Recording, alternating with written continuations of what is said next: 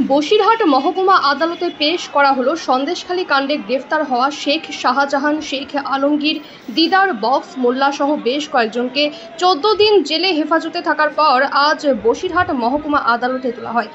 Police গাড়িতে শেখ শাহজাহানকে দেখে জয় বাংলা স্লোগান দিতে থাকে তার অনুগামীরা। শেখ শাহজাহান বলেন, আমি বলেছিলাম তৃণমূল জিতবে। আমি তো বলেছিলাম জিতবে।